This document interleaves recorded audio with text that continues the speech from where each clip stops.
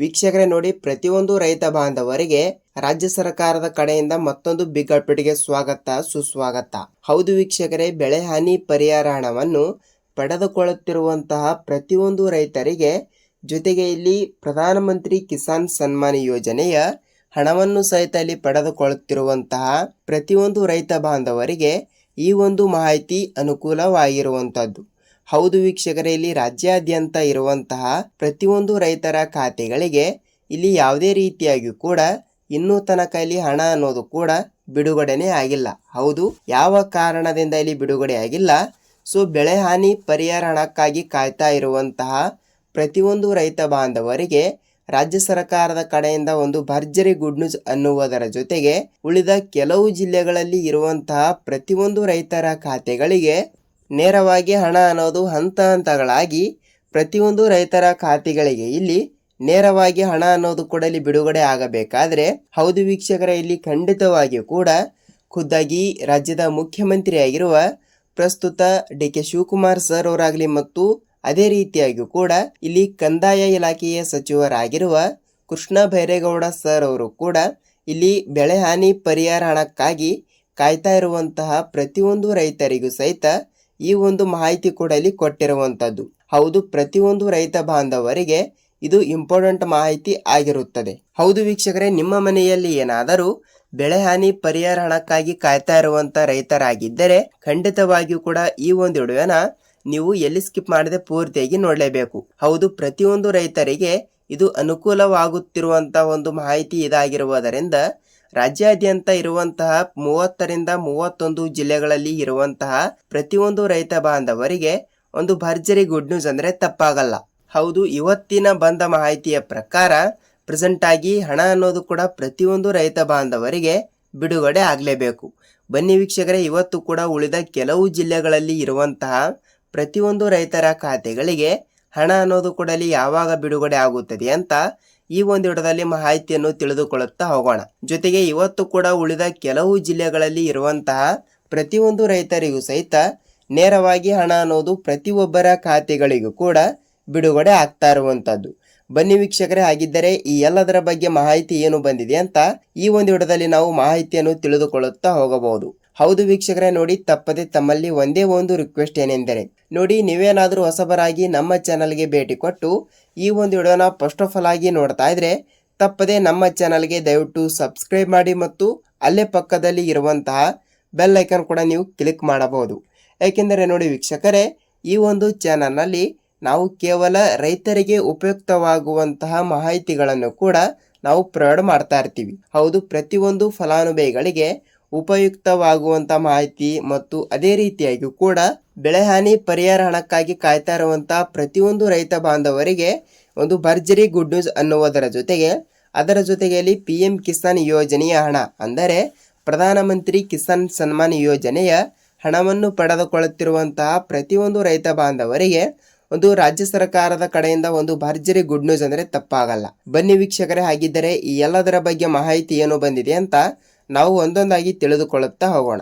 ಹಾಗಿದ್ರೆ ಬನ್ನಿ ತಡಕ್ಕೆ let's begin start the video.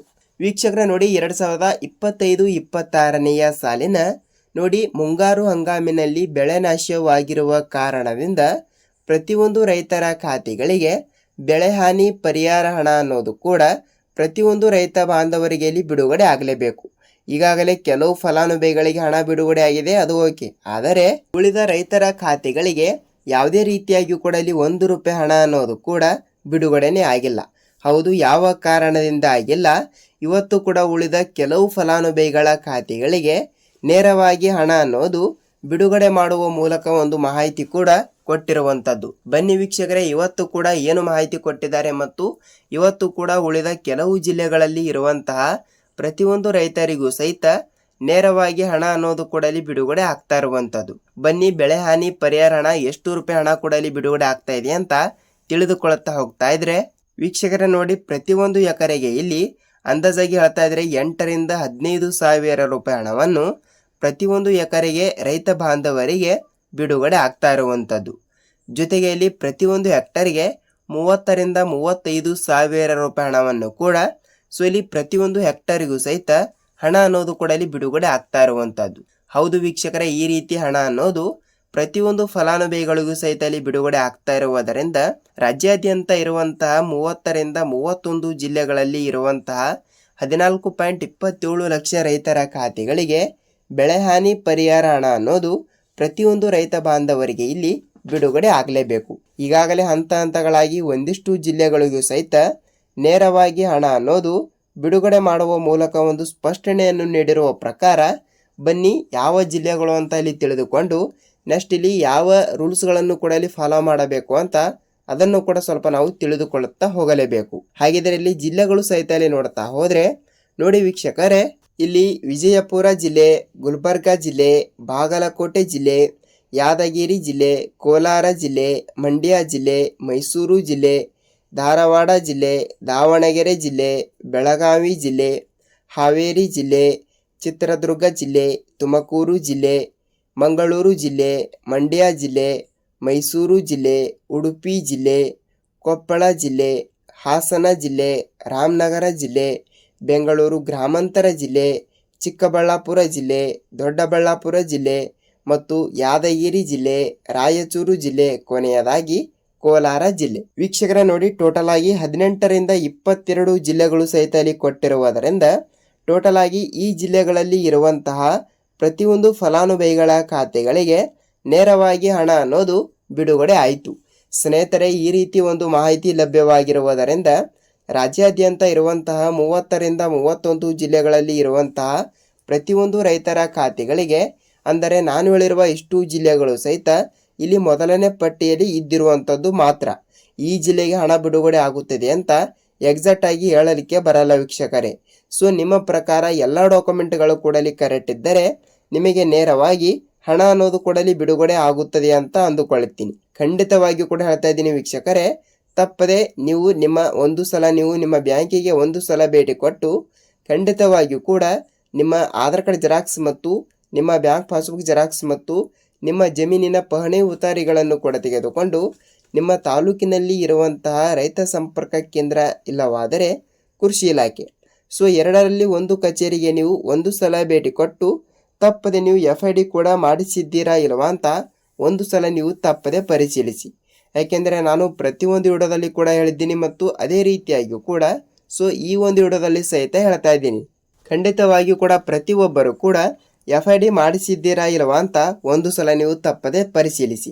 FID ಕೂಡ ಆಯಿತು ಅಂದರೆ ಇಲ್ಲಿ ನಿಮ್ಮ ಬ್ಯಾಂಕಿಗೆ ನೀವು ಒಂದು ಸಲ ಭೇಟಿ ಕೊಟ್ಟು ಸೀಡಿಂಗ್ ಆಕ್ಟಿವ್ ಆಗಿದೆಯಾ ಇಲ್ವಾ ಅಂತ ಅದನ್ನು ಕೂಡ ನೀವು ಒಂದು ಸಲ ತಪ್ಪದೆ ಪರಿಶೀಲಿಸಬೇಕು. ಖಂಡಿತವಾಗಿಯೂ ಕೂಡ ಹೇಳ್ತಾ ಇದ್ದೀನಿ, ಇದು ಪ್ರತಿಯೊಂದು ಫಲಾನುಭವಿಗಳಿಗೂ ಸಹಿತ ಅನ್ವಯವಾಗ್ತಾ ಇರುತ್ತದೆ.